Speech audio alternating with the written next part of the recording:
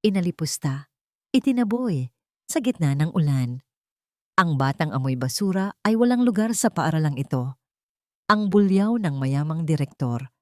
Pero nang makita ni Ishizara ang pirma ng lalaki, nagising ang isang galit na 15 taon ng nabaon. Ang lalaking ito, ang pumatay sa kanyang anak. Akala mo ba tapos na tayo, Don Emilio? Mula sa dumi ng tambakan, isang henyo ang isisilang upang wasakin ang iyong kaharian. Kaya mo bang tanggapin na ang batang amoy basura ay mas matalino kaysa sa iyong anak? Sino nga ba ang tunay na basura? Ang amoy ng basura ay kailanman hindi magiging amoy ng karunungan. Umalis kayo rito bago ko patawagin ang mga security upang kaladkarin kayo palabas. Ang boses na yon, malamig at puno ng pagkasuklam, ay bumasag sa katahimikan ng malawak na labi ng St. Jude International School.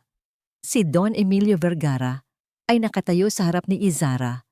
Ang kanyang mukha ay tila isang pader ng marmol, matikas, makinis, ngunit walang kahit katiting na init ng pagkatao. Tiningnan niya ang suot ni Izara na kupas na blusa at ang tsinelas nitong may bakas pa ng putik mula sa payatas, na tila ba ang presensya ng babae ay isang laso na dumudumi sa malinis na sahig ng kanyang kaharian.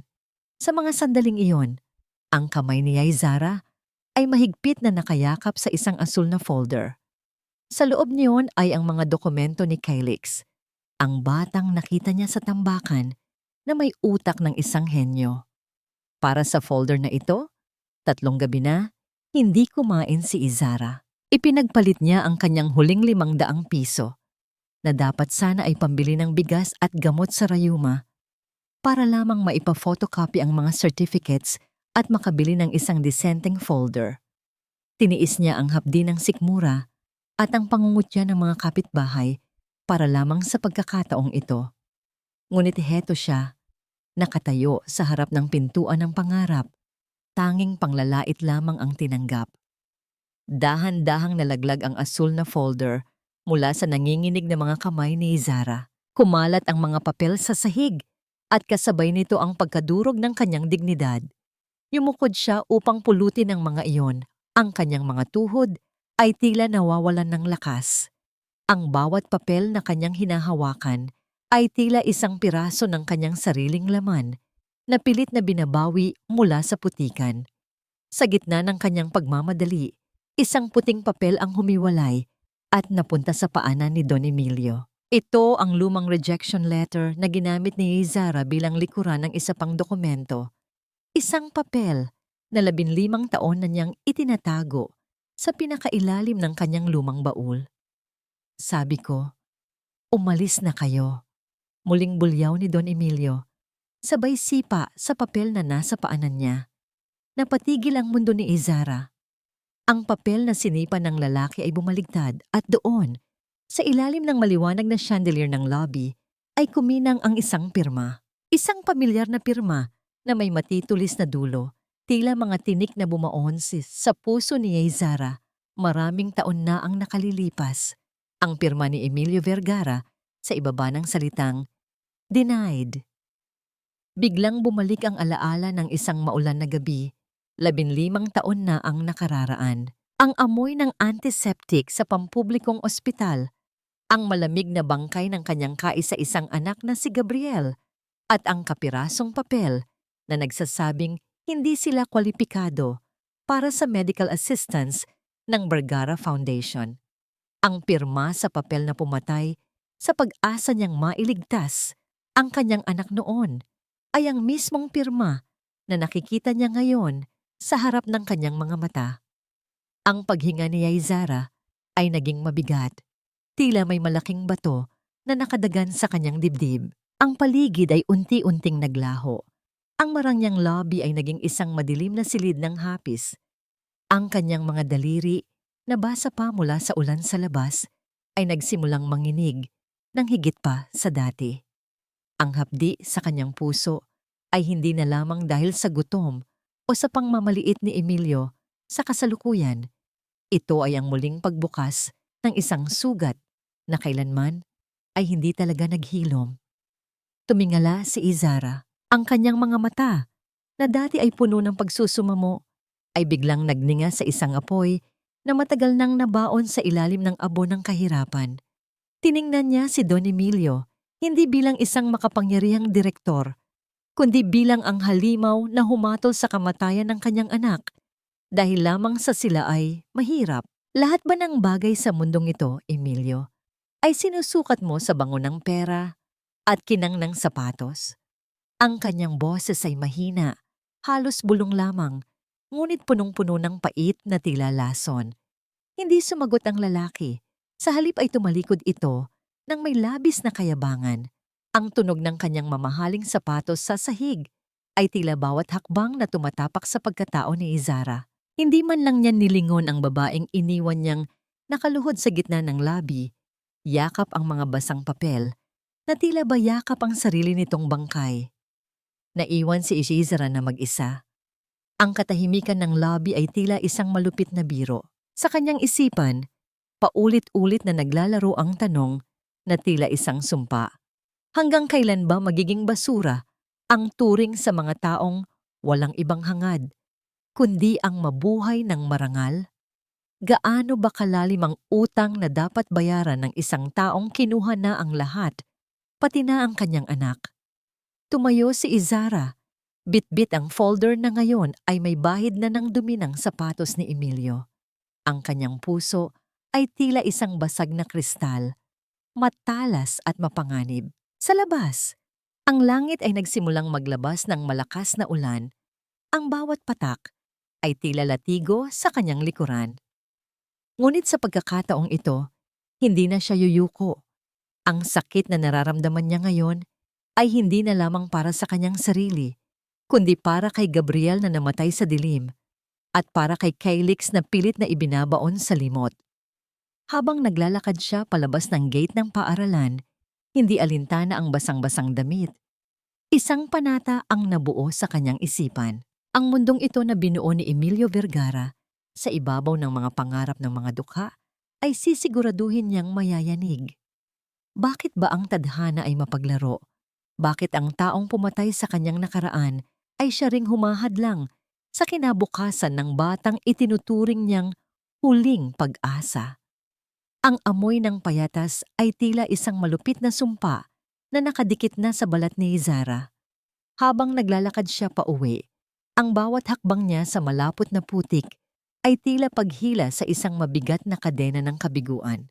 Ang ulan ay tumila na, ngunit ang bawat patak na nahuhulog mula sa mga dahon ng saging ay tila mga luhang malamig na dumidampi sa kanyang leeg.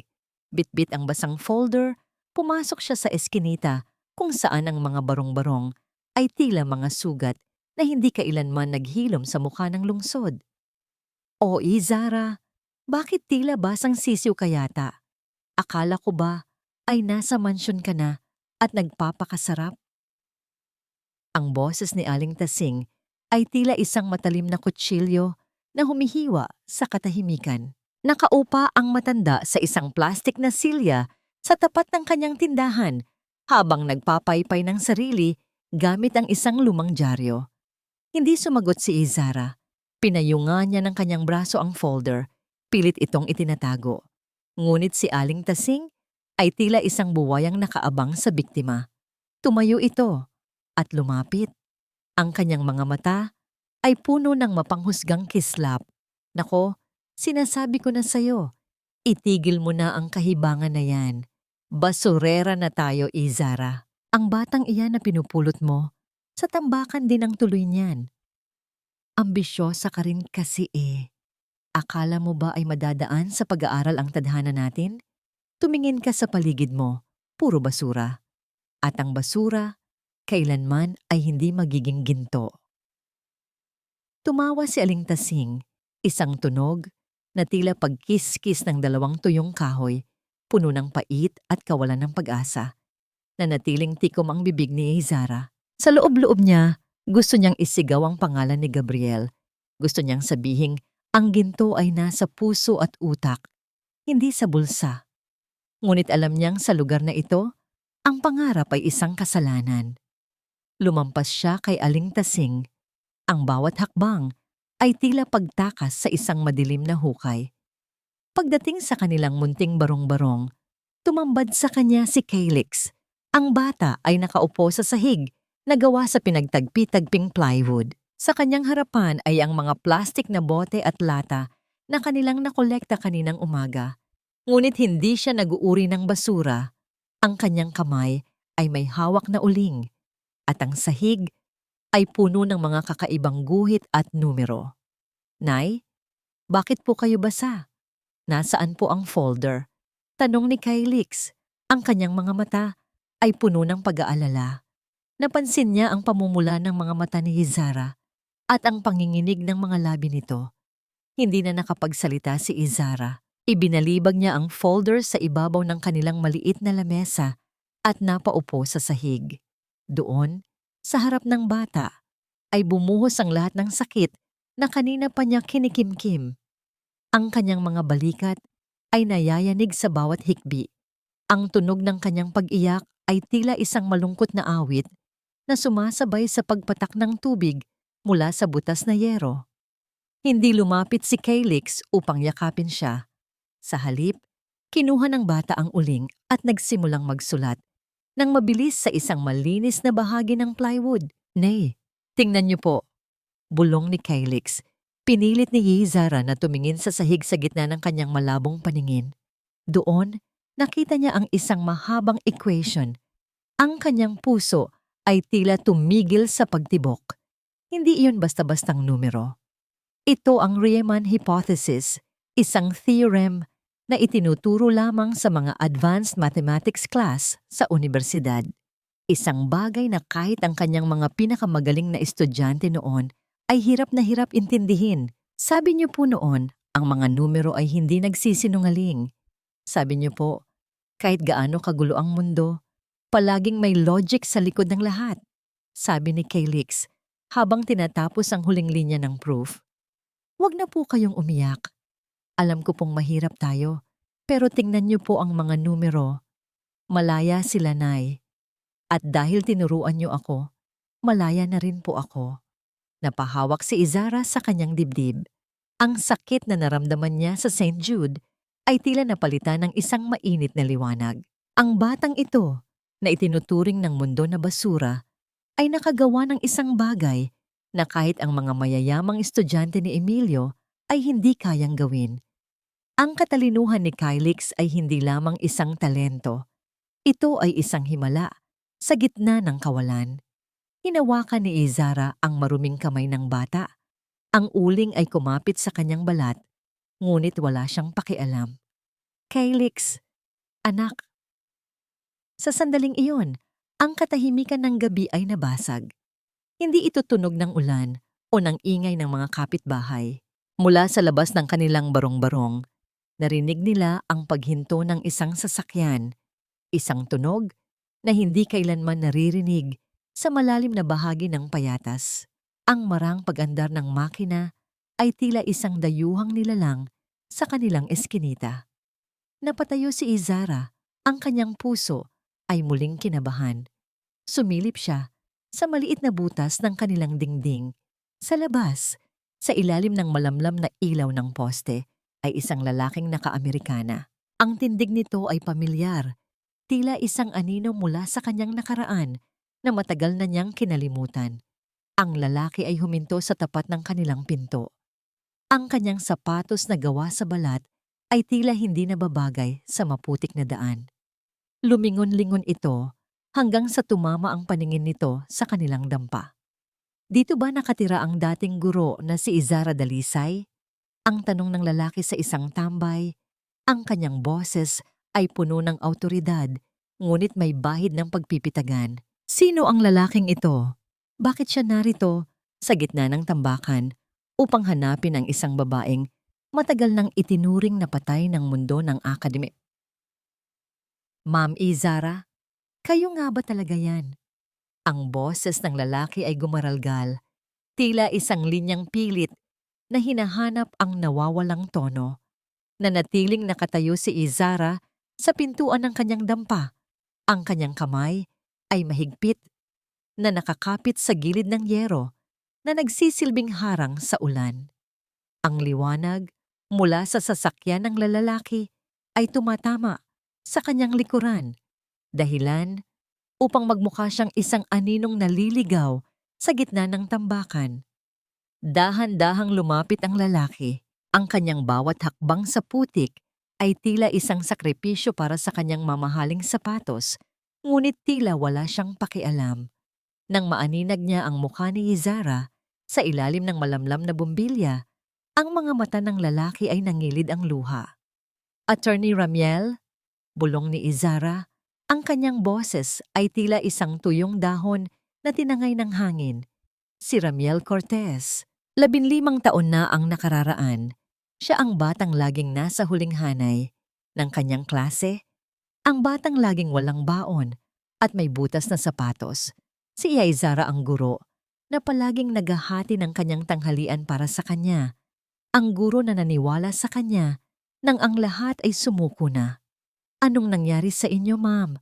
Bakit dito kayo nakatira? Ang tanong ni Ramiel ay puno ng pait. Tumingin siya sa paligid, sa mga tumpok ng basura, sa butas na bubong, at sa bata na nakaupo sa sahig na may hawak na uling. Hindi niya mapag-ugnay ang imahe ng kanyang kagalang-galang na guro sa babaeng nasa harap niya ngayon na amoy usok at may mga kalyo sa kamay. Napaiwas ng tingin si Izara. Ang hiya ay tila isang mainit na agos na dumaloy sa kanyang mga pisngi. Pilit niyang itinago ang kanyang mga kamay sa likod ng kanyang kupas na saya. Ang buhay ay hindi palaging isang tuwid na linya, Ramiel. Minsan, dinadala tayo ng mga numero sa mga lugar na hindi natin inaasahan. Pumasok si Ramiel sa loob ng maliit na dampa. Hindi alintana ang dumi. Ang kanyang presensya ay tila nagpaliit sa espasyo ng kanilang barong-barong. Ngunit nang mapunta ang kanyang paningin sa sahig, sa mga equation na isinulat ni Kylix, ay bigla siyang natigilan. Yumuko ang abogado. Hinawakan ang magaspang na plywood at tila binabasa ang isang sagradong kasulatan. Sino ang gumawa nito? Tanong ni Ramiel. Ang kanyang boses ay puno ng pagkamangha. Si Kylix, sagot ni Izara, sabay haplos sa ulo ng bata. Siya ang dahilan kung bakit ako narito. Siya ang dahilan kung bakit sinubukan kong bumalik sa St. Jude kanina. Nang marinig ang pangalan ng paaralan, nag-iba ang timpla ng mukha ni Ramiel. Tumayo siya at hinarap si Izara. St. Jude? Nakita niyo ba si Emilio Vergara? Mapait nang ngumiti si Izara. Ang alaala ng sapatos ni Emilio na tumatapak sa kanyang mga papel ay muling nagpasikip sa kanyang dibdib. Itinaboy niya kami, Ramiel. Sinabi niyang ang batang amoy basura ay walang lugar sa kanyang paaralan at nalaman ko rin na siya ang taong pumirma sa papel na pumatay sa aking Gabriel. Kumuyom ang mga palad ni Ramiel. Ang galit sa kanyang mga mata ay tila isang apoy na handang manunog. Utang ko sa inyo ang buhay ko, Ma'am Izara. Kung hindi dahil sa inyo, marahil ay isa rin ako sa mga batang namumulot ng basura ngayon. Hindi ko hahayaang saktan niya kayo ng paulit-ulit. Inilabas ni Ramiel ang kanyang business card na ginto ang mga letra. Isa akong abogado ngayon, ma'am. At hindi lang basta abogado. Ako ang humahawak sa kaso ng mga pampublikong lupa na pilit na kinukuha ng mga Vergara. Matagal ko na siyang binabantayan. Dumaloy ang katahimikan sa loob ng dampa. Tanging ang tunog lamang ng hanging sumisipsip sa mamable ng siwang ng dingding ang naririnig. Hinawakan ni Ramiel ang balikat ni Izara, isang hawak na puno ng pangako at katiyakan. Hindi lang talino ni Kylix ang ipaglalaban natin, ma'am. Ipaparamdam natin kay Emilio na ang basurang minaliit niya ang magiging mitya ng kanyang pagbagsak. Dahil may isang bagay na hindi alam ni Emilio tungkol sa kanyang sariling paaralan. Tumingin si Izara ng diretso sa mga mata ni Ramiel. Anong ibig mong sabihin? Ang St. Jude. Ang lupang kinatatayuan nito ay hindi sa kanya. Bulong ni Ramiel. Ang kanyang mga mata ay kumislap sa isang lihim na maaring magpabago sa kapalaran ng lahat. At ang tanging taong may hawak ng tunay na titulo ay ang pamilyang matagal na niyang inapi, isang pamilyang may kinalaman sa inyong nakaraan, Ma'am Izara. Sino ang may-ari ng lupang yon at bakit tila ang tadhana ay unti-unting nagbubuhol-buhol upang dalhin ang lahat ng sisingilin kay Emilio Vergara? Ang talino ay hindi napupulot sa basurahan, attorney. Huwag mong dungisan ang reputasyon ng paaralang ito sa pamamagitan ng isang palaboy na amoy araw. Ang boses ni Don Emilio ay muling umalingaw-ngaw sa loob ng kanyang opisina, tila isang latigo na humahagupit sa dangal ni Izara. Nakaupo ang direktor sa kanyang malaking silya na gawa sa balat ng hayop habang nakapatong ang kanyang mga siko sa lamesang mahogani na kasingkinang ng kanyang kayabangan. Sa tapat niya, nakatayo si Attorney Ramiel matikas at hindi natitinag, habang si Izara ay nasa tabi nito, suot ang kanyang pinakamalinis, ngunit luma at kupas na blusa. Sa bawat salitang lumalabas sa bibig ni Emilio, nararamdaman ni Izara ang panunuyo ng kanyang lalamunan. Ang kanyang mga daliri ay mahigpit na nakahawak sa laylayan ng kanyang damit. Pilit na pinapakalma ang panginginig ng kanyang buong katawan. Ironya ng tadhana na sa silid na ito, kung saan dapat ay ipinagdiriwang ang karunungan, ang tanging nararamdaman niya ay ang bigat ng mapanghusgang tingin ng isang lalaking walang puso. Hindi ito basta palaboy, Don Emilio. Mahinahong sagot ni Ramiel, ngunit may talim ang bawat kataga. Ang batang ito ay may kakayahang hindi kayang pantayan ng kahit sinong estudyante mo rito. At bilang legal counsel ng mga pamilyang balak mong paalisin sa payatas, iminumungkahi ko na pakinggan mo ang aming alok bago pa makarating sa Board of Directors ang mga irregularidad sa inyong land title. Tumigas ang mukha ni Emilio. Ang marahang pagtambol ng kanyang mga daliri sa lamesa ay tumigil, na nagresulta sa isang nakabibinging katahimikan. Tumingin siya kay Izara ng may halong puot at pandidiri.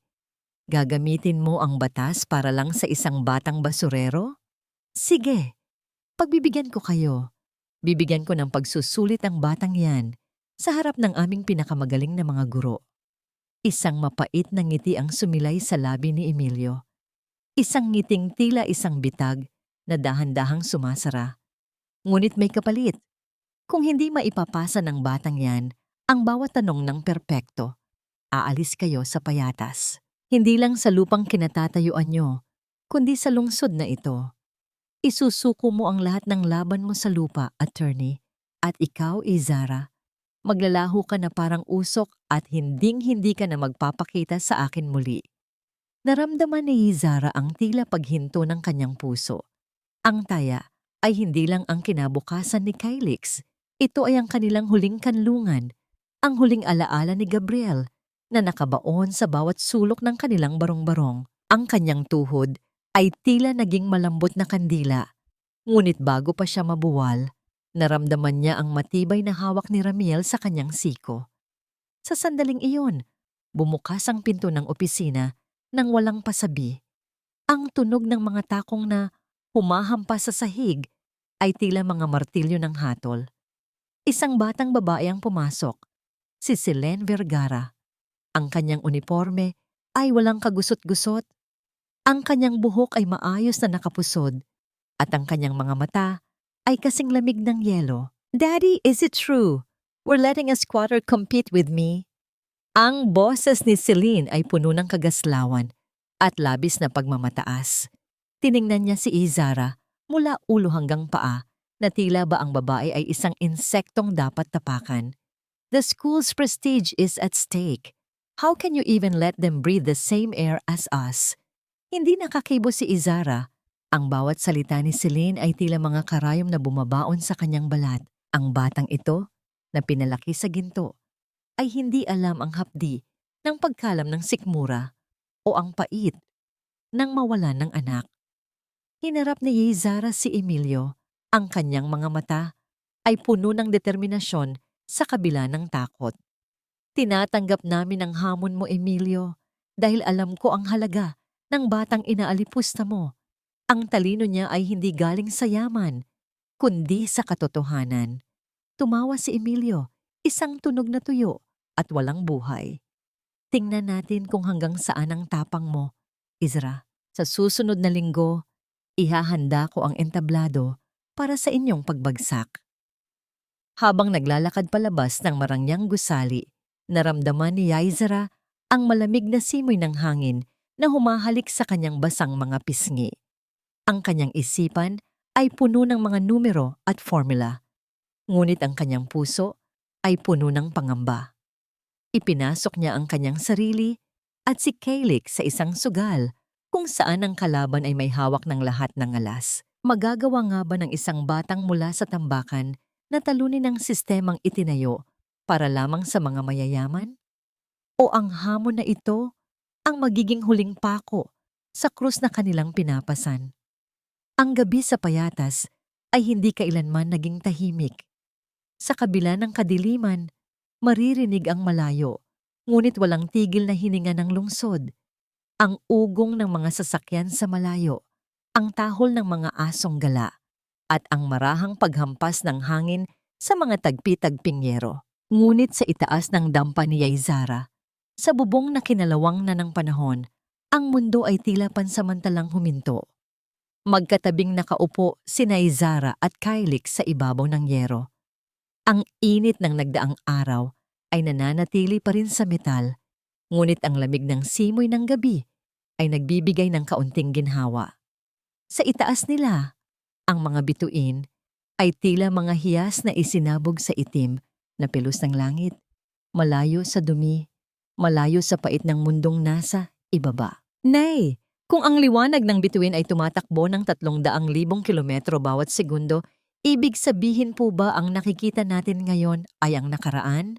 Bulong ni Calyx habang ang kanyang mga mata ay nakapako sa konstelasyon ng Orion. Hinaplos ni Izara ang buhok ng bata. Matalino ang aking anak. Ang nakikita natin ay ang liwanag na naglakbay ng maraming taon bago nakarating sa atin. Parang mga alaala. Calyx, kahit wala na ang pinagmulan, ang liwanag ay nananatiling buhay sa ating paningin. Sana po, ang liwanag ko ay makarating din sa inyo, Nay. Kahit na sa hinaharap, gusto ko pong maging bituin para hindi na kayo matakot sa dilim, sabi ng bata. Ang kanyang boses ay puno ng katapatang nagpapasikip sa dibdib ni Kizra. Sa sandaling iyon, ang katahimikan ay nabasag ng marahang pag-ikot ng gulong ng sasakyan sa kanto ng eskinita. Isang pamilyar na anino ang lumabas mula sa dilim. Si Ramiel. May dala siyang mga supot ng pagkain na naglalabas ng amoy ng mainit na manok at kanin. Isang karangyaan na bihirang matikman sa loob ng kanilang dampa. Gabi na, pero tila abala pa ang dalawang henyo rito. Masiglang bati ni Ramiel habang umaakyat sa makeshift na hagdan patungo sa bubong. Naupo ang abogado sa tabi nila, ang kanyang mamahaling kurbata ay maluwag na nakasabit sa kanyang leeg. Habang kumakain sila sa ilalim ng liwanag ng buwan, ang tawanan ni Calyx ay tila musika sa pandinig ni Izara. Matagal na niyang hindi nakitang ganito kasaya ang bata. Nang makatulog si Calyx sa hita ni Izara dahil sa kapaguran at pagkabusog, naiwan ang dalawang matanda sa ilalim ng mga bituin. Dahan-dahang kinuha ni Ramiel ang kamay ni Izara. Ang init ng palad ng lalaki ay tila isang kuryenteng gumising sa mga damdaming matagal nang ibinaon ng babae. Ma'am Izara, hindi ko alam kung paano niyo nakakayang pasanin ang lahat ng ito ng mag-isa. Mahinahong sabi ni Ramiel. Ang kanyang boses ay malalim at puno ng paghanga. Pero gusto kong malaman niyo, hinding-hindi na kayo mag-iisa. Simula ngayon, ang laban niyo ay laban ko na rin. Tumingin si Izara sa mga mata ni Ramiel.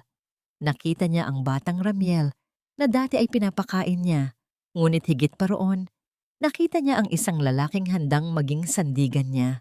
Bakit mo ito ginagawa, Ramiel? Utang na loob ba ito? Umiling ang lalaki.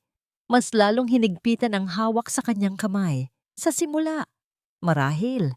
Pero ngayon, gusto kong maging dahilan ng iyong pagngiti, ma'am. Gusto kong makita ang babaeng naniwala sa akin na muling maniwala sa sarili niyang kaligayahan. Isang sandali ng katahimikan ang namagitan sa kanila. Isang katahimikang puno ng mga salitang hindi kayang bigkasin. Ang distansya sa pagitan ng kanilang mga mukha ay tila lumiit, sapat na upang maramdaman ni Yaizara ang hininga ni Ramiel sa kanyang pisngi. Ang kanyang puso ay tumibok ng mabilis, isang kaba na hindi dahil sa takot, kundi dahil sa pag-asang matagal na niyang ipinagkait sa sarili. Ngunit ang romantikong sandali ay naputol nang gumalaw si Calyx sa kanyang pagkakaidlip. Napatingin si Izara sa braso ng bata na nakalabas sa ilalim ng liwanag ng buwan. Ang sando ni Calyx ay medyo nakaangat at doon, sa gawing siko ng bata, ay may isang markang tila kuminang. Dahan-dahang inilapit ni Izara ang kanyang kamay upang haplusin ang balat ni Calyx, isang hugis gasuklay na peklat, maliit, maputi, at may kakaibang kurba. Biglang naramdaman ni Izara ang tila pagbuhos ng yelo sa kanyang buong katawan.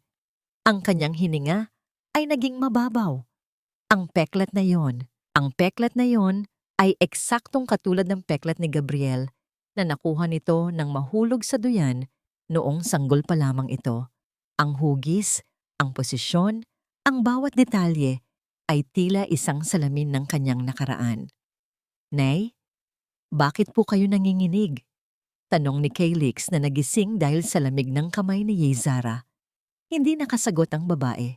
Ang kanyang mga mata ay nanatiling nakatitig sa peklat ng bata, habang ang kanyang isipan ay naglalakbay sa mga gabing puno ng lalamay at sa mga sikretong pilit na itinago ng tadhana. Paanong ang isang batang pulot sa tambakan ay magkakaroon ng tanda na tanging ang kanyang anak lamang ang dapat na mayroon? Sino nga ba talaga si Calyx? At ano ang tunay na nangyari sa gabi nang pumanaw daw ang kanyang si Gabriel sa loob ng ospital ni Emilio Vergara? Ang bawat hakbang sa loob ng St. Jude International School ay tila paglakad sa ibabaw ng manipis na salamin na anumang sandali ay maaaring mabasag. Ang lamig ng air conditioner sa loob ng malawak na examination hall ay hindi nakatulong upang pawiin ang butil-butil na pawis na namumuo sa noo ni Calyx. Nakaupo ang bata sa gitna ng silid, maliit at tila nilalamon ng dambuhalang silya na gawa sa bakal at plastik. Sa kanyang harapan ay ang mga papel na naglalaman ng mga tanong na idinisenyo upang pabagsakin kahit ang isang henyo. Mula sa gallery sa itaas, nakatanaw si Izara. Ang kanyang mga kamay ay mahigpit na nakakapit sa rehas na bakal. Ang kanyang mga kuko ay tila ibinabaon niya sa malamig na metal sa sobrang kaba. Sa tabi niya ay si Attorney Ramiel na bagamat seryoso ang mukha, ay nagbibigay ng tahimik na lakas sa pamamagitan ng kanyang presensya. Sa kabilang dako naman ay nakaupo si Don Emilio, prenteng nakasandal habang may hawak na kape, at si Celine na may nakakalokong nanggiti sa mga labi. Nagsimula ang pagsusulit. Ang tanging naririnig sa loob ng silid ay ang mabilis na paggasgas ng ballpen ni Calyx sa papel. Ang bata ay hindi nag-aalinlangan. Ang kanyang utak ay tila isang makinang mabilis na nagpoproseso ng bawat numero at simbolo. Sa bawat minutong lumilipas, ang mukha ni Don Emilio ay unti-unting nagbabago mula sa pagiging kampante patungo sa isang hindi maipaliwanag na pagkairita. Hindi niya inaasahan na ang batang amoy tambakan ay sasagutin ang mga calculus problems ng tila ba naglalaro lamang. "Daddy, look at him. He's too fast. Impossible." Bulong ni Celine. Ang kanyang boses ay puno ng inggit at takot. Tumayo si Celine at nagkunwaring kukuha ng tubig sa dispenser na malapit sa lamesa ni Calyx. Sa kanyang pagdaan, sinadya niyang ihulog ang kanyang panyo. Yumuko siya upang pulutin ito, at sa isang iglap na hindi napansin ng mga proctor na nakatingin sa monitor, may mabilis siyang idinikit na maliit na papel sa ilalim ng desk ng bata. Pagkalipas ng ilang minuto, biglang tumayo ang isa sa mga proctor, isang gurong matagal nang tapat kay Don Emilio. Lumapit ito kay Calyx at marahas na hinila ang lamesa ng bata. Ang tunog ng pagkiskis ng bakal sa sahig ay tila isang hudyat ng kamalasan. Anong ibig niyong sabihin nito? Ang malakas na tanong ng guro. Inabot niya ang ilalim ng lamesa at kinuha ang maliit na papel na idinikit ni Celine. Napatayo si Izara sa gallery. Ang kanyang hininga ay tila naputol. Hindi, hindi maaari. Bulong niya. Kodigo? Ang boses ni Don Emilio ay umalingaw-ngaw sa buong hall. Puno ng mapanuyang galak. Tumayo siya at dahan-dahang bumaba, patungo sa kinaroroonan ni Calix. Akala ko ba ay henyo ang batang ito, attorney? Iyon pala ay isang hamak na manloloko lamang. Hindi po sa akin yan. Hindi ko po alam kung paano napunta yan dyan. Sigaw ni Calix. Ang kanyang boses ay nanginginig sa takot. Tumingin siya sa itaas, naghahanap ng saklolo sa mga mata ni Izara. Nay! Nay! Maniwala kayo sa akin. Wala po akong kinuha. Bumaba si Izara ng mabilis. Hindi inintindi ang pagpigil ng mga security guard. Emilio, alam mong hindi iyan gagawin ng bata. Malinis ang konsensya ni Calix. Hinawakan ni Don Emilio ang panga ni Calix at pilit na iniharap ang bata sa kanya. Ang basurang galing sa tambakan. Kahit lagyan mo ng ginto, basura pa rin ang ugali. You cheated in my school. You insulted the dignity of St. Jude. Tumingin siya sa mga security guard. Kalad ka rin ang batang ito palabas at tawagin ang mga pulis. I want a formal report of academic fraud. No! Please, nay! Ang iyak ni Calix ay tila isang kutsilyong humihiwa sa puso ni Izara. Nakita niya kung paano marahas na hinawakan ng dalawang malalaking lalaki ang maliliit na braso ng bata. Ang folder ni Calix, ang kanyang mga pangarap, ay nayurakan sa sahig kasabay ng mga papel na pinaghirapan niyang sagutan. Hinarap ni Izara si Emilio, ang kanyang mga mata ay nanininglis sa galit at hapis. Napakadumi mo, Emilio. Alam mong walang kinalaman ang bata rito. Bakit kailangang pati ang musmos ay wasakin mo? Ngumiti si Emilio, isang nangiting tila sa demonyo. Sabi ko sa iyo, Izara, ang pagkatalo mo ay nakasulat na sa mga bituin. Ngayon, ihanda mo na ang sarili mo. Dahil simula bukas, wala na kayong matitirhan.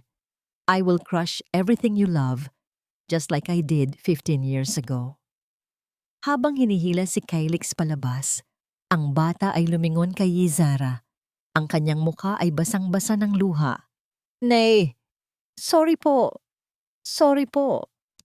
Naiwan si Izara sa gitna ng malamig na silid, mag-isa sa ilalim ng malupit na tingin ng mga taong itinuturing silang dumi. Ngunit sa gitna ng kanyang pagkawasak, isang alaala ang biglang pumasok sa kanyang isipan, ang peklat sa siko ni Calix. Kung ang batang ito ay si Gabriel, kung ang tadhana ay nagbigay sa kanya ng pagkakataong mahanap ang kanyang anak, hindi niya hahayaang makuha ito muli ng parehong halimaw. Paano ililigtas ni Izara ang isang batang nabaon sa maling paratang? At hanggang saan ang kayang gawin ni Ramiel upang pigilan ang banta ni Emilio na wasakin ang kanilang buhay sa loob ng 24 oras? Ang kahirapan ay hindi lamang isang sitwasyon. Izara, ito ay isang kasalanan at ikaw ang pinakamalaking kriminal dahil pinangarap mong ihalo ang dumi sa ginto. Ang boses ni Don Emilio ay tila isang malapot na lason na dumadaloy sa loob ng kanyang marangyang opisina. Nakatayo siya sa harap ng malawak na bintanang salamin, nakatanaw sa mga gusaling pag-aari niya, habang ang anino niya ay tila isang dambuhalang linta na nakadagan kay Izara. Sa loob ng silid na amoy mamahaling leather at tabako, ang presensya ni Izara ay tila isang mantsa na pilit niyang binubura. Nanginginig ang mga kalamnan ni Izara, hindi dahil sa takot, kundi dahil sa puot na 15 taon niyang ibinaon sa kailaliman ng kanyang kaluluwa. Ang bawat salita ni Emilio ay tila isang latigong humahagupit sa kanyang mga sugat. Tumingin siya sa kanyang mga palad. Ang mga palad na naghukay sa basura, ang mga palad na nag-alaga kay Gabriel, at ang mga palad na ngayon ay nagnanais na bawiin ang lahat ng kinuha sa kanya. Ang tanging kriminal dito ay ikaw, Emilio. Ang boses ni Aizara ay mababa, tila ang dagundong ng paparating na bagyo. Ninanakawan mo ang mga bata ng kanilang kinabukasan dahil lamang sa takot kang malampasan kanila. Ang talino ni Kylix ay hindi dumi. Ito ang salamin ng iyong kawalan ng kakayahan. Tumawa si Emilio, isang tunog na tila pagkiskis ng tuyong bakal. Hinarap niya si Izara, ang kanyang mukha ay puno ng pangungutya. Talino, ang nakita ko ay isang batang manloloko. At bukas, ang batang yan ay babalik sa kung saan siya nararapat, sa putikan. Kasama mo. Wawasakin ko ang payatas. Izara, gagawa ako ng isang bagong gusali sa ibabaw ng inyong mga dampa at sisiguraduhin kong walang matitirang bakas ng iyong pag-iral. Dahan-dahang lumapit si Izara. Ang bawat hakbang niya ay tila pagyanig ng lupa. Ang kanyang hininga ay naging mabilis. Ang dugo sa kanyang mga ugat ay tila kumukulong asero. Sa kanyang isipan, nakita niya ang mukha ni Gabriel sa huling sandali nito.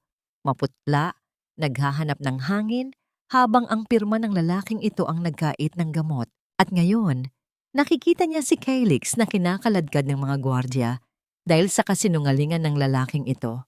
Sa isang iglap na tila tumigil ang pag-ikot ng mundo, itinaas ni Izara ang kanyang kamay.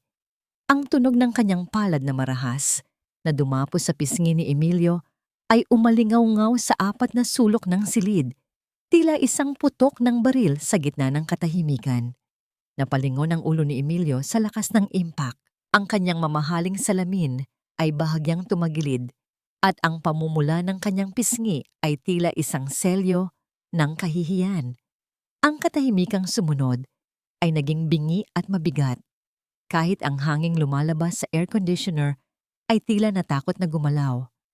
Ang tat na yan ay para sa anak kong si Gabriel. Bulong ni Izara. Ang kanyang mga mata ay nanininglis sa luha ng galit. At para kay Kylix, sisiguraduhin kong hindi mo na siya mahahawakan muli. Nanginginig sa galit si Emilio. Ang kanyang mga mata ay tila luluwa sa pagkagulat. Pangahas ka! Wala kang karapatang hawakan ako. Isasama kita sa kulungan kasama ng batang iyan. Gawin mo ang lahat ng gusto mo, Emilio. Buong tapang na sagot ni Izara, habang itinatayo ang kanyang sarili ng mas matikas kaysa sa anumang gusaling pag-aari ng lalaki. Huwag mong kalilimutan, ang leyon na inakala mong mahina dahil sa gutom ay ang leyon na lalapas sa iyo kapag kinuha mo ang kanyang anak. Hindi mo napapatayin ang anak ko sa ikalawang pagkakataon. Ang katarungan ay hindi lamang para sa mga mayayaman at ang payatas. Ang payatas ang magiging libingan ng iyong dangal. Lumabas si Izara sa opisina nang hindi lumilingon. Sa labas, naghihintay si Attorney Ramiel na may bakas ng pag-aalala. Ngunit nang makita niya ang alab sa mga mata ng kanyang guro, nalaman niyang hindi na ito ang babaeng nagtatago sa dilim. Attorney, ihanda mo ang lahat, sabi ni Izara habang naglalakad palayo. Hindi na natin hihintayin ang kanilang hatol. Tayo ang magdadala ng katotohanan sa kanila. Ngunit sa kabila ng kanyang tapang, isang tanong ang nananatiling nakatusok sa kanyang puso. Hanggang saan ang kayang gawin ni Emilio upang itago ang katotohanan tungkol sa nakaraan? At ano ang gagawin ni Selene kapag nalaman niyang ang kanyang ama ay isang mamamatay tao sa likod ng kanyang malinis na barong? Ginawa ko ang lahat ng ito para sa iyo, Selene. Para sa dangal ng ating pamilya. Kaya wag mo akong titingnan ng ganyan na tila ba ako ang masama rito. Ang boses ni Don Emilio ay tila isang malamig na bulong na gumagapang sa loob ng kanilang marangyang sala. Ang bawat salita ay may bigat ng pagmamanipula. Tila ba ang bawat kasalanang ginawa niya ay isang regalong dapat ipagpasalamat ng kanyang anak. Nakatayo si Selene sa gitna ng malawak na espasyo, napapalibutan ng mga tropeyo at sertipikong ginto. Ngunit sa unang pagkakataon sa kanyang buhay, Naramdaman niyang ang lahat ng ito ay gawa lamang sa marupok na bubog. Ang kanyang puso ay tila isang ibong nagpupumiglas sa loob ng kanyang dibdib. Ang pamumula ng pisngi ng kanyang ama, ang bakas ng tat ni Izara, ay tila isang sumisigaw na katotohanan na hindi niya maaring baliwalain. Tumingin si Celine sa kanyang sariling mga kamay, ang mga kamay na naglagay ng kodigo sa ilalim ng lamesa ni Kylix. Nararamdaman niya ang malagkit na pakiramdam ng kasalanan. Tila ba may duming hindi kayang hugasan ng kahit anong mamahaling sabon. Pero Daddy, hindi naman niya kailangang mandaya. Bulong ni Celine. Ang kanyang boses ay nanginginig. Nakita ko ang mga sagot niya bago pa dumating ang mga proctor. He was solving them, Dad, sa paraang hindi ko man lang naisip. Lumapit si Don Emilio at hinawakan ang mga balikat ni Celine. Ang kanyang pagkakahawak ay mahigpit, halos masakit, isang paalala ng kanyang kapangyarihan. Makinig ka sa akin, anak. Ang mundo ay isang paligsahan. Hindi mahalaga kung paano ka nanalo. Ang mahalaga ay ikaw ang nasa itaas. Ang batang iyan ay isang banta, at ang mga banta ay dapat tinatapos bago pa sila makasira ng ating pangalan. Gusto mo bang mapahiya? Gusto mo bang sabihin ng lahat na ang isang basurero ay mas magaling sa'yo? Napaiwas ng tingin si Celine. Ang gaslighting ng kanyang ama ay tila isang pader na pilit siyang kinukulong. Ngunit sa likod ng kanyang isipan, paulit-ulit niyang naririnig ang iyak ni Kylix at ang determinasyon sa mga mata ni Yaizara. Ang kristal na mundong kinalakihan niya ay nagsisimula nang magkaroon ng malalalim na bitak. Nang sumapit ang hating gabi at ang buong mansyon ay nabalot na ng katahimikan, dahan-dahang lumabas si Celine sa kanyang silid. Ang tanging naririnig ay ang marahang pagtibok ng orasan sa dingding at ang sariling paghinga niya na tila isang huni ng takot. Nagtungo siya sa library ng kanyang ama kung saan naroon ang central server ng security cameras ng paaralan. Ang bawat hakbang niya sa makinis na sahig ay tila isang pagtataksil. Ngunit ang kuryosidad at ang bumabagabag na konsensya ay mas matimbang kaysa sa takot. Alam niyang nag-utos ang kanyang ama na burahin ang lahat ng footage sa examination hall. Ngunit alam din niya na ang system ay may auto-backup sa loob ng 24 oras. Dahan-dahang pinindot ni Celine ang keyboard. Ang liwanag mula sa monitor ay tumama sa kanyang maputlang mukha, nagbibigay ng isang nakakatakot na anyo sa dilim. Sa pamamagitan ng kanyang nanginginig na mga daliri, hinanap niya ang timestamp ng oras ng pagsusulit. Ang video ay nagsimulang gumalaw, walang tunog, tila isang piping saksi sa naganap na krimen. Nakita ni Celine ang sarili niyang anino na dumadaan sa tabi ng lamesa ni Kylix. Nakita niya ang mabilis niyang paggalaw upang idikit ang papel. Ngunit hindi iyon ang nagpatigil sa kanyang mundo. Sa isang sulok ng screen, nakita niya ang kanyang ama na nakatayo sa gallery, nakatingin ng diretso sa kanya habang ginagawa niya ang panlilinlang. Don Emilio was smiling. Ngunit higit pa roon, may isang eksena bago magsimula ang exam. Nakita ni Celine si Don Emilio na pumasok sa storage room ng mga dokumento. May dalang isang lumang folder na kulay asul, ang folder ni Izara. Nakita niya kung paano kinuha ng kanyang ama ang isang dokumento mula sa loob nito, nilamukos at itinapon sa basurahan ng may halong matinding puot. Pinagmasdan ni Celine ang labi ng kanyang ama sa video habang binibigkas ang isang pangalan ng walang tunog. Gabriel. Naramdaman ni Celine ang tila pagbuhos ng yelo sa kanyang buong katawan. Ang kanyang mga tuhod ay nanghina, dahilan upang mapaupo siya sa sahig. Ang kanyang ama ay hindi lamang nagpoprotekta sa kanyang reputasyon. May isang madilim na lihim itong itinatago na mas malalim pa sa anumang pagsusulit. Sino si Gabriel? At bakit tila ang pangalang iyon ang nagpapakislap ng kakaibang galit sa mga mata ng kanyang ama. Sa sandaling iyon, ang katahimikan ng silid ay nabasag. Ang tunog ng dahan-dahang pag-ikot ng doorknob ng library ay nagpabilis sa tibok ng puso ni Celine. Ang anino ng isang tao ay unti-unting humahaba sa ilalim ng pintuan, tila isang halimaw na handang lumamon sa sinumang magtatangkang magbunyag ng katotohanan. Mabilis na pinatay ni Celine ang monitor, ngunit ang huling imahe ng kanyang ama sa screen ay nananatiling nakatatak sa kanyang isipan. Isang anyo ng lalaking hindi niya kilala. Isang lalaking handang pumatay ng pangarap para sa isang kasinungalingan. Ang katotohanan ay parang tubig. Gaano mo man subukang ikulong sa iyong mga palad, makahahanap ito ng paraan upang umagos at magpalunod sa mga nagtatago nito. Ang mga salitang ito ay paulit-ulit na naglalaro sa isipan ni Zara habang nakatitig siya sa mga dokumentong nakalatag sa mesa ni Attorney Ramiel. Sa loob ng maliit at medyo madilim na silid na amoy lumang papel at kape, ang bawat pahina ay tila isang piraso ng puzzle na 15 taon niyang pilit na binubuo. Ang liwanag mula sa desk lamp ay tumatama sa pagod niyang mukha, nagbibigay diin sa bawat guhit ng hirap at determinasyon. Hindi lang basta panggigipit ang ginawa ni Emilio, ma'am. Simula ni Ramiel, ang boses nito ay puno ng seryosong tono habang itinuturo ang isang audit report.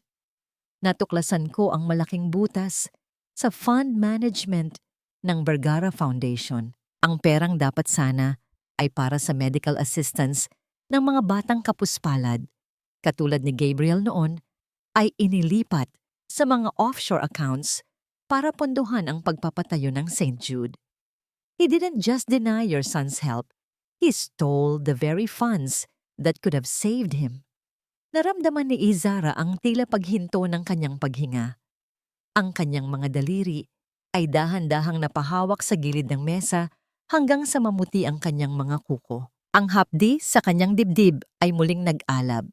Isang apoy na mas matindi kaysa sa galit. Hindi lamang pala kawalan ng puso ang pumatay sa kanyang anak, kundi ang kasakiman ng isang lalaking nagsuot ng maskara ng pagiging pilantropo.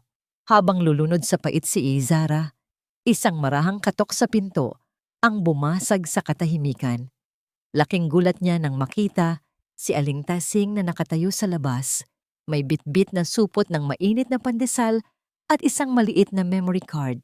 Ang dating masungit at mapanghusgang mukha ng kanyang kapitbahay ay napalitan ng isang hindi maipaliwanag na hiya at pagpipitagan. Izara, hindi naman ako masamang tao, bulong ni Aling Tasing habang nakayuko. Maingay lang ang bibig ko, pero may mga mata rin ako. Noong nakaraang buwan, habang ang lahat ay natutulog, madalas kong nakikita si Kylix sa tapat ng tindahan ko, ginagamit ang liwanag ng poste para lang makapag-aral. Kinunan ko siya ng video, gamit ang cellphone ko dahil akala ko noon ay naglalaro lang siya. Pero nakita ko kung paano niya sinasagutan ang mga librong galing sa basura. Eto, baka makatulong ito sa paglilinis ng pangalan ng bata. Hindi nakapagsalita si Izara. Ang luhang kanina pa niya pinipigilan ay dahan-dahang umagos sa kanyang mga pisngi. Sa gitna ng kanyang pakikipaglaban sa dambuhalang tulad ni Emilio, ang tulong ay nanggaling sa taong pinakaminaliit niya. Ang golden moment na ito ay tila isang paalala na ang kabutihan ay nagniningning pa rin kahit sa pinakamadilim na sulok ng payatas. Salamat, Tita Sing. Maraming salamat. Hikbi ni Izara habang tinatanggap ang memory card. Ito ang magiging alas nila. Ang patunay na ang talino ni Kylix ay bunga ng pawis at puyat, hindi ng pandaraya.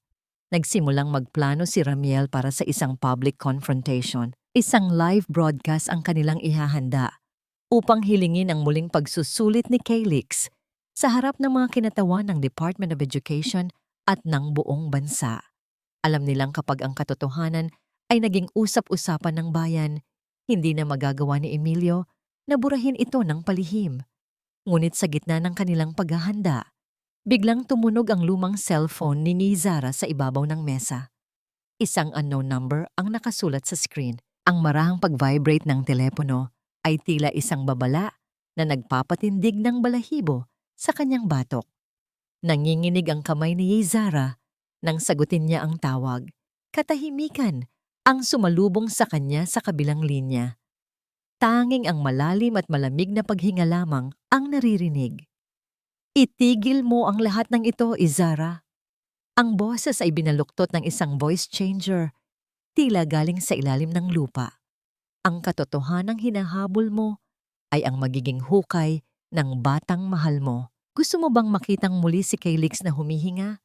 O gusto mong matulad siya kay Gabriel na naging abo dahil sa katigasan ng ulo mo? Sino ka? Nasaan ang anak ko? Sigaw ni Izara. Ang kanyang boses ay puno ng kilabot. Mabilis na lumapit si Ramiel upang pakinggan ang tawag. Ang kanyang mukha ay agad na nabalot ng pangamba. Nasa akin ang buhay ni Calyx. Isang maling galaw, isang salita sa media, at sisiguraduhin kong ang huling problemang lulutasin ng batang henyo na iyan ay kung paano makakaligtas sa apoy. May isang oras ka para iurong ang lahat ng reklamo. Ang tawag ay naputol. Ang tunog ng pagkamatay ng linya ay tila isang hatol na nag-iwan kay Izara na nanginginig at tila nawawalan ng malay. Ang tapang na binuo niya kanina ay biglang naglaho, napalitan ng isang matinding takot na baka sa pangalawang pagkakataon, ang kanyang paglaban para sa katarungan ay magresulta muli sa kamatayan ng isang anak. Maitutuloy pa kaya ni Izara ang kanyang planong pabagsakin si Emilio kung ang nakataya ay ang mismong buhay ni Calyx at hanggang saan ang kayang isakripisyo ni Ramiel upang iligtas ang bata mula sa kuko ng mga mapang api? Sa bawat segundong lumilipas, ang tibok ng puso ni Izara ay tila isang tambol na nagbabadya ng kamatayan, ngunit sa gitna ng takot, mas matimbang ang sigaw ng katarungan para sa mga batang itinuring na basura. Ang loob ng studio ng pambansang telebisyon ay nababalot ng isang uri ng katahimikan na tila ba ang hangin mismo ay natatakot gumalaw.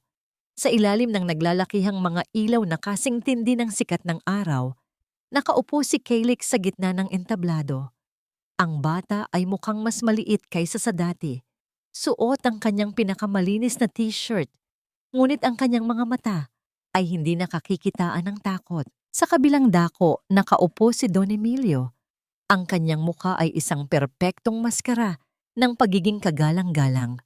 Habang sa likod niya ay nakatayo si Selene, na tila isang estatwang gawa sa yelo.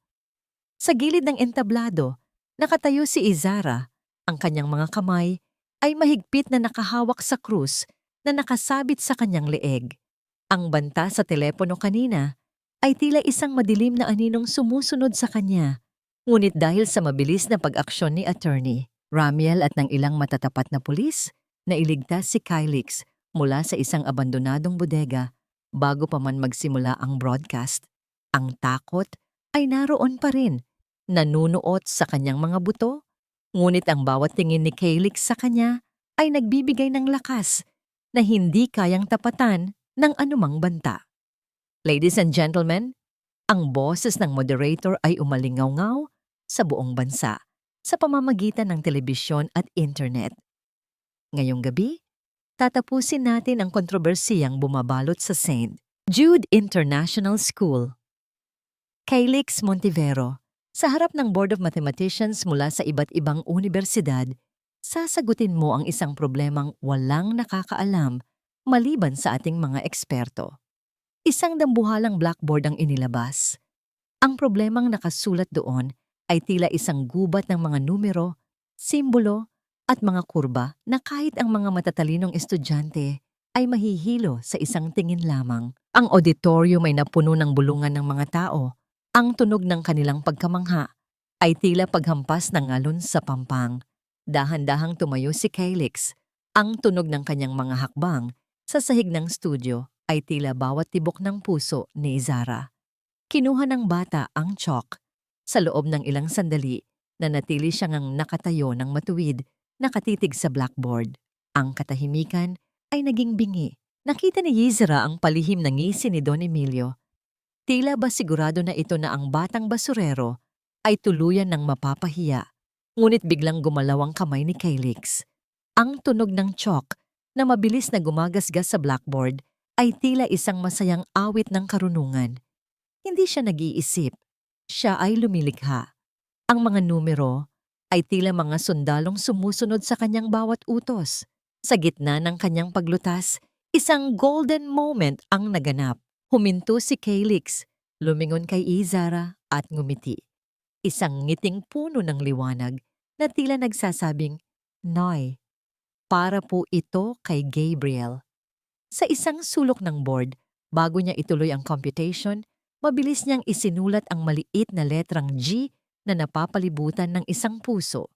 Naramdaman ni Zara ang pag-agos ng luha sa kanyang mga pisngi.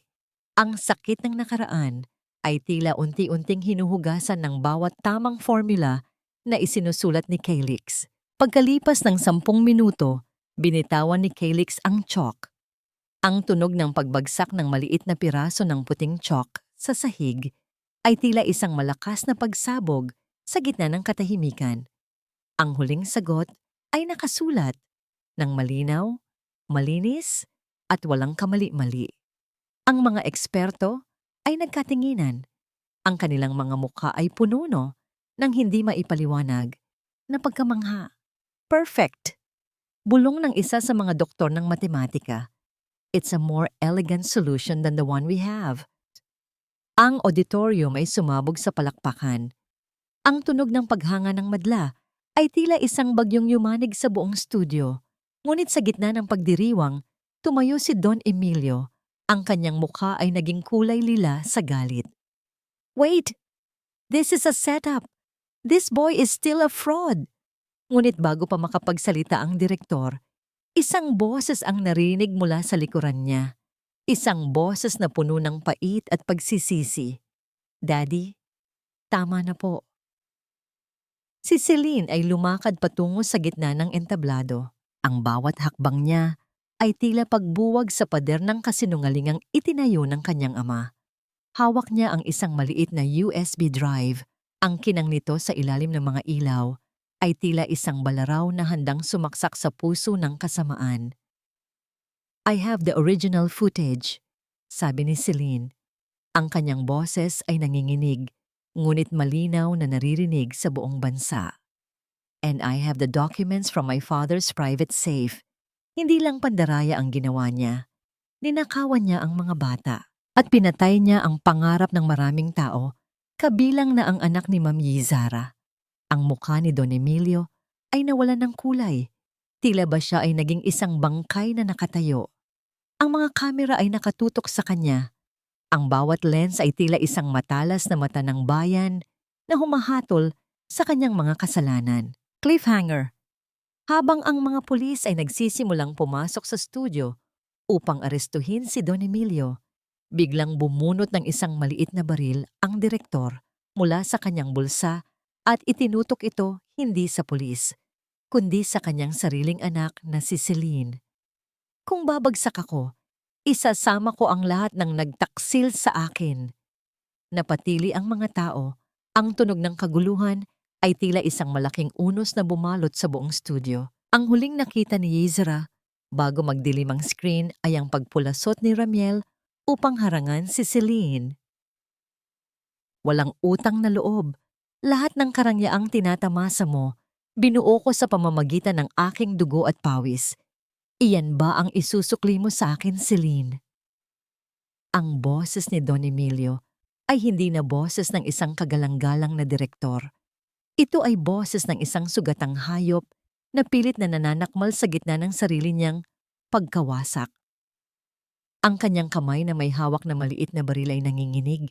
Ang dulo ng sandata ay nakatutok sa dibdib ng sarili niyang anak. Sa ilalim ng maliwanag na ilaw ng studio, ang pawis na dumadaloy sa kanyang noo ay tila mga uod na gumagapang sa isang nabubulok na prutas.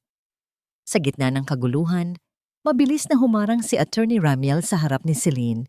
Ang kanyang tindig ay tila isang pader na bakal, handang tanggapin ang anumang bala para sa kaligtasan ng dalaga. Ang katahimikan sa loob ng studio ay naging kasing talim ng isang balaraw. Ang bawat tao ay tila naging estatwa, natatakot na kahit ang paghinga ay maging mitya ng isang trahedya. Dahan-dahang humakbang si Izara patungo sa gitna ng entablado. Hindi siya tumatakbo, hindi siya sumisigaw. Ang bawat tapak ng kanyang luma at kupas na tsinelas sa makinis na sahig ay may dalang bigat ng 15 taon ng pait at pagtitiis. Ang kanyang mga mata ay nananatiling nakatitig ng diretso sa mga mata ni Emilio. Mga matang hindi nakakikitaan ng takot, kundi ng isang malalim at malamig na awa. Iba ang dugo at pawis sa nakaw na yaman, Emilio.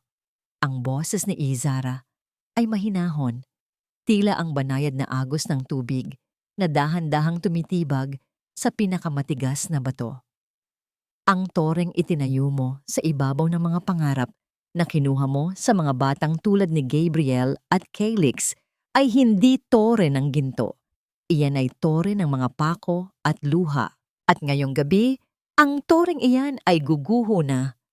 Tumigil ka! Huwag kang lalapit! Sigaw ni Emilio. Ngunit ang kanyang boses ay tila pumiyok. Ang kanyang awtoridad ay tila isang telang marumi na unti-unting hinuhubad sa harap ng buong bansa. Naramdaman ni Izara ang tila paghinto ng pintig ng kanyang puso nang makita ang daliri ni Emilio na dahan-dahang humihigpit sa gatilyo. Ngunit sa halip na umatras, mas lalo siyang lumapit.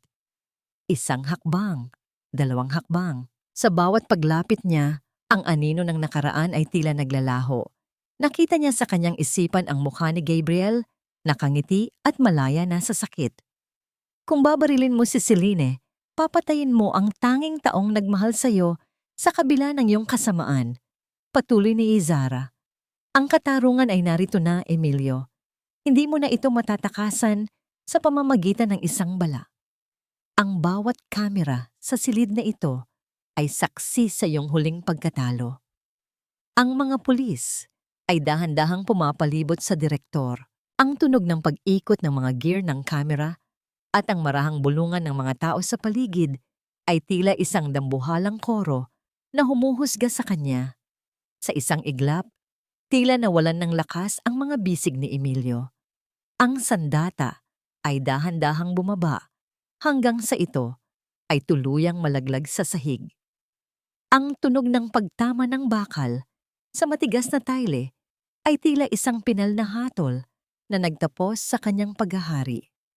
Mabilis na dinaluhong ng mga pulis si Emilio. Ang tunog ng mga posas na sumasara sa kanyang mga pulso ay tila musika ng katarungan sa pandinig ni Izara. Ang dating makapangyarihang lalaki ay napaluhod. Ang kanyang mukha ay nakasubsob sa sahig na dati ay kanyang tinitingala ng may pagmamalaki. Ang golden moment ay naganap nang lumapit si Celine kay Izara. Ang dalagang dati ay puno ng kayabangan ay umiyak nang walang humpay sa balikat ng babaeng dati niyang minaliit. Walang salita. Tanging ang init ng yakap ni Izara ang nagsilbing gamot sa sugatang kaluluwa ng anak ng kanyang kaaway. Sa sandaling iyon, ipinakita ni Izara na ang tunay na tagumpay ay hindi ang paghihiganti, kundi ang kakayahang manatiling tao sa gitna ng kalupitan. Habang inilalabas si Emilio mula sa studio, ang bawat lens ng kamera ay nakatutok sa kanyang kahihiyan, ang St. Jude International School ay hindi na magiging simbolo ng elitismo, kundi isang paalala ng isang madilim na kabanata na natapos na. Nang dumaan ang gabi at ang lahat ay unti-unti nang humuhupa, nilapitan ni Ramiel si Izara. Tapos na, ma'am. Ang mga dokumentong nakuha ni Celine ay sapat na upang mabawi ang lahat ng pondong ninakaw niya at ang lupang kinatatayuan ng paaralan. Napatunayan nating ito ay nakapangalan sa isang foundation na dapat ay para sa mga mahihirap. Tumingin si Izara kay Calyx na ngayon ay katabi ni Ramiel. Ang bata ay may hawak na isang sobrang ginto. Isang full scholarship sa Oxford University sa England, ang gantimpala sa kanyang pambihirang talino. Ngunit sa halip na tuwa, nakita ni Yezra ang pag-aalinlangan sa mga mata ng bata. Nay! Bulong ni Calyx habang mahigpit na nakahawak sa laylayan ng blusa ni Izara. Paano po kayo? Paano ang mga bata sa payatas? Hindi ko po kayang umalis at iwanan kayo sa gitna ng lahat ng ito. Isang matinding cliffhanger ang bumalot sa puso ni Izara. Ang katarungan ay nakamit na. Ang tore ng ginto ay gumuho na. Ngunit ang bagong hamon ay kakambal ng isang masakit na pamamaalam. Magagawa ba ni Izara na pakawalan ang batang muling nagbigay sa kanya ng dahilan upang mabuhay para lamang sa kinabukasan ng tangko nito?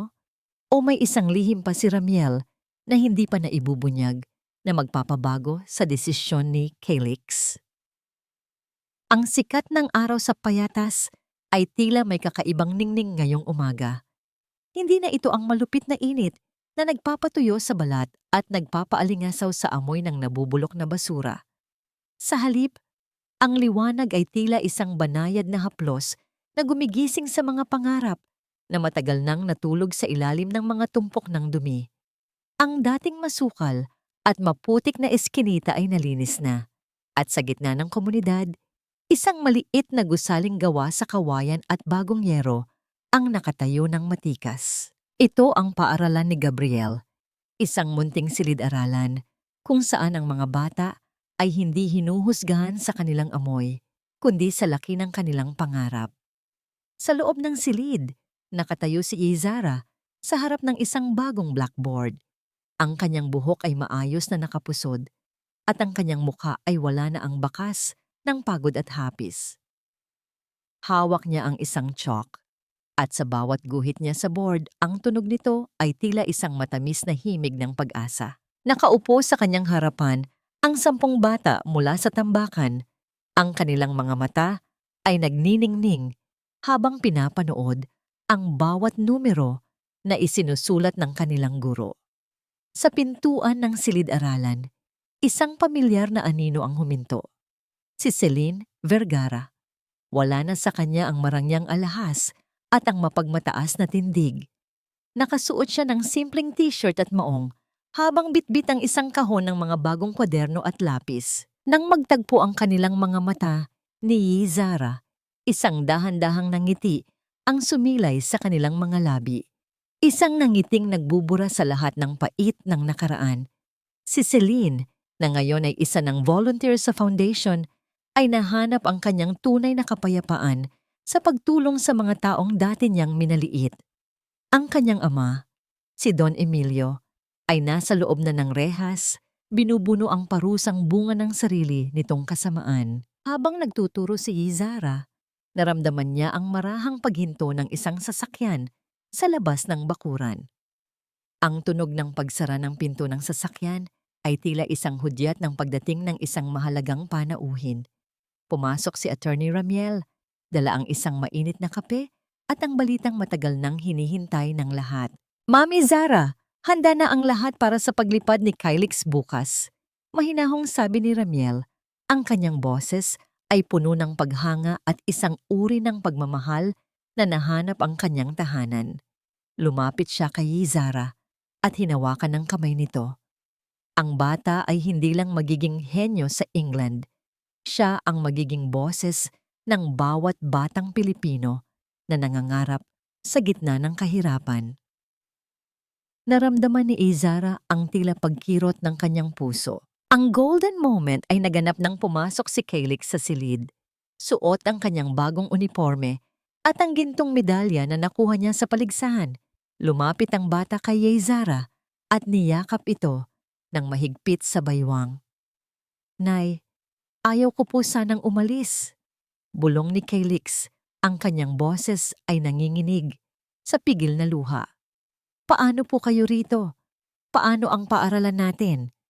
Lumuhod si Izara upang pantayan ang paningin ng bata. Hinaplos niya ang peklat sa siko ni Calyx, ang markang nagkonekta sa kanyang nakaraan at nagbigay sa kanya ng lakas sa kasalukuyan.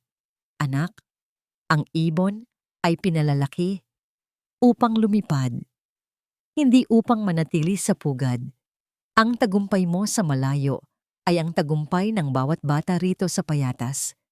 Huwag kang mag-alala sa akin dahil ang bawat batang tinuturuan ko rito ay ikaw rin ang nakikita ko. Hinarap ni Yezara si Ramiel at sa isang sulyap, nagkaintindihan ng dalawa. Ang pag-ibig na nabuo sa gitna ng bulyaw at kaguluhan ay naging isang matibay na pundasyon ng kanilang bagong buhay. Ang katarungan ay hindi lamang ang pagpapakulong sa masama, kundi ang pagpapatuloy ng kabutihan sa kabila ng lahat.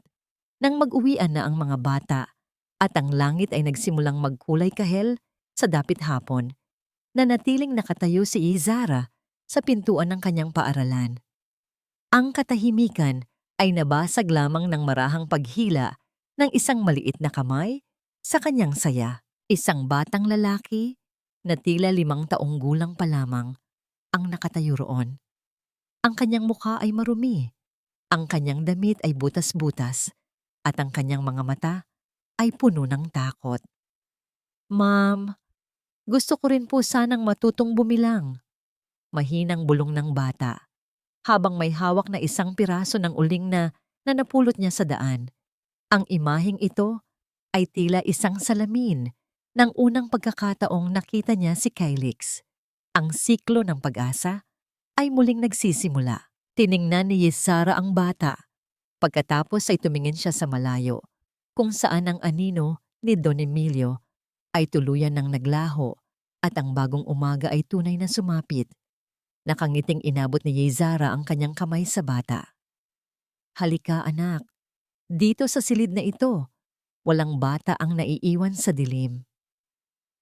10 taon na ang lumipas, ngunit ang halimuyak ng mga bulaklak ng kabayero sa paligid ng gusali ay tila mas lalong tumatamis sa bawat pagdaan ng panahon. Ang dating tambakan ng basura, na tila isang malaking sugat sa lupa, ay isa na ngayong luntiang hardin na nakapalibot sa isang modernong gusali, ang Gabriel Dalisay Center for Excellence.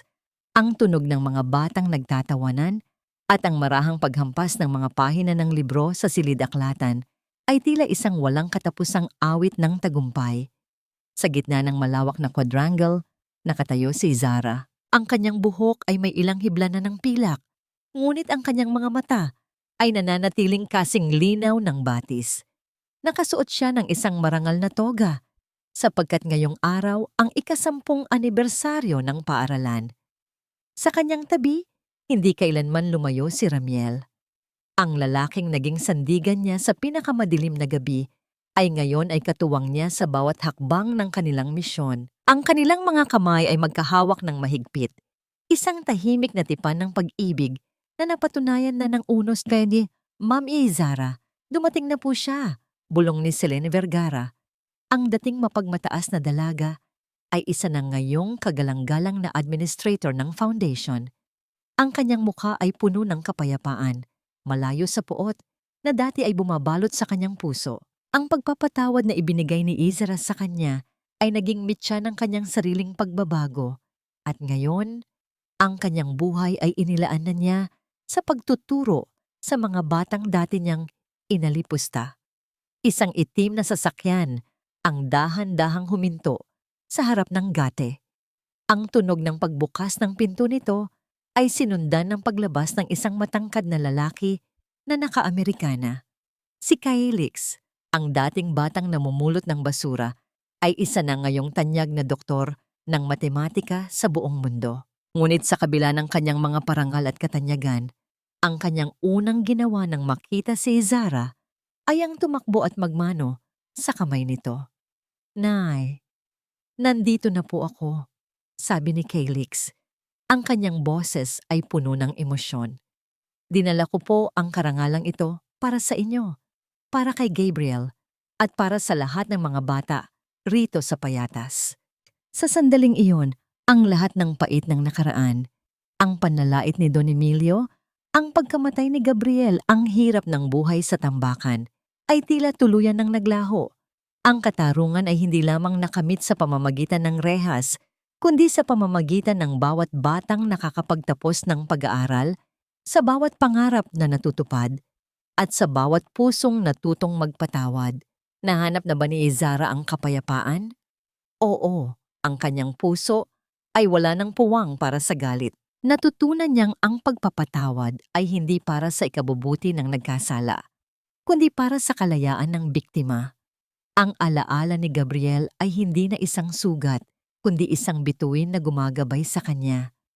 Ano ang aral na iniwan ng kanilang kwento?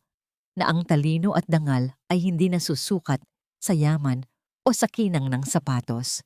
Ang tunay na ginto ay hindi nahuhukay sa ilalim ng lupa, kundi matatagpuan sa kaibuturan ng isang pusong handang magsakripisyo at magmahal ng walang kondisyon. Habang lumulubog ang araw at nagkukulay lila ang langit, sabay-sabay silang tumingala sa itaas. Doon, sa gitna ng kadiliman, ay kuminang ang unang bituin ng gabi. Isang paalala na kahit sa pinakamalalim na dumi ng tambakan, may pag-asa pa ring sisilang at walang anumang tore ng kasamaan ang hindi guguho sa harap ng lakas ng katotohanan. Dito nagtatapos ang kwento ni Naizara at Cailix. Ngunit sa bawat eskinita ng payatas, ang kanilang alamat ay patuloy na isasalaysay. Isang kwento ng ginto sa gitna ng alabok.